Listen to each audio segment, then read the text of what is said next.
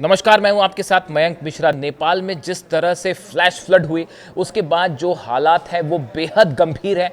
अब तक इस बात का पता नहीं लगा पाया है साफ साफ कि कितने लोग इसकी चपेट में आए, इस मलबे की चपेट में आए।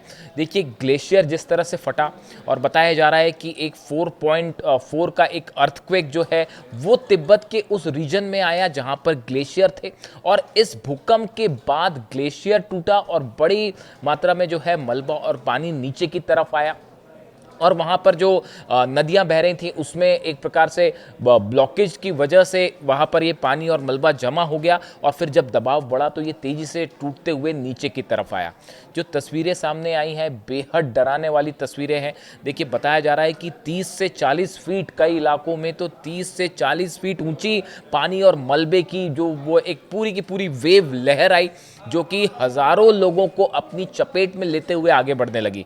देखिए, ये जिस इलाके में ये पूरा हादसा देखने को मिला, वहाँ पर जगह जगह नदियों के किनारे रेस्टोरेंट्स बने हुए हैं, होटल्स बनी हुई हैं, पार्किंग लॉट्स थे।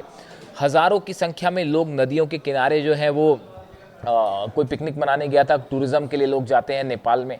तो ऐसी बड़ी संख्या है लोगों की जो अब तक लापता हैं, जिनसे कोई संपर्क नहीं हो पाया। इसमें बड़ी संख्या भारतीयों की भी है, और अब हेल्पलाइन नंबर जारी किए गए हैं ताकि अगर किसी तरह से आप कांटेक्ट करना चाहते हैं तो इस हेल्पलाइन से जानकारी ले सकते हैं। इस बीच देखिए, नेपाल सरकार की तरफ से भी बात कही गई है और नेपाल की मीडिया की तरफ से भी बात कही गई है कि बड़े सारे लोग ऐसे हैं जो कि जिनसे अभी संपर्क नहीं हो पा रहा है, और पूरे एरिया में जो है मोबाइल नेटवर्क अभी भी बंद है। कई जगह देखिए जो तस्वीरें आई, ब्रिज जो हैं वो तबाह हो गए, बिल्कुल ताश के पत्तों की तरह जो है वो पुल तबाह हो गए। वहाँ पर जो टावर्स लगे थे, मोबाइल टावर्स, वो उसकी चपेट में आ गए हैं। जो घर थे, कई घरों में जो है मलबा घुस गया, और कई फीट जो है मलबे के नीचे पूरी बिल्डिंग्स, होटल्स, रेस्टोरेंट सब जमींदोज हो गए। ऐसे में बड़ी संख्या में वहाँ पर ऐसे लोग हो सकते हैं जिनसे अभी संपर्क नहीं हो पा रहा, लेकिन इसका मतलब ये नहीं है कि वो किसी हादसे में दब गए हैं या इसका शिकार हुए हैं।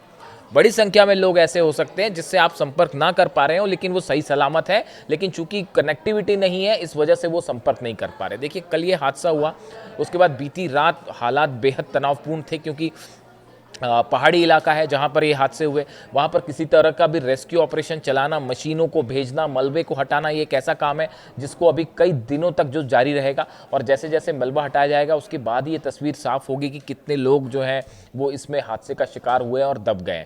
तो अभी कल बीती रात को जो है ऑपरेशन चलाना मुश्किल था बहुत, लेकिन सुबह होते ही फिर से रेस्क्यू ऑपरेशन आगे बढ़ाया गया है, और कई इलाकों में चॉपर्स से, हेलीकॉप्टर से कल भी लोगों को एयरलिफ्ट किया गया, और आज भी लगातार ये प्रोसेस जारी है। करीब 15 से 20 हेलीकॉप्टर्स लगाए गए हैं लोगों को एयरलिफ्ट करने में, लोगों को सुरक्षित जगहों पर ले जाया जा रहा है।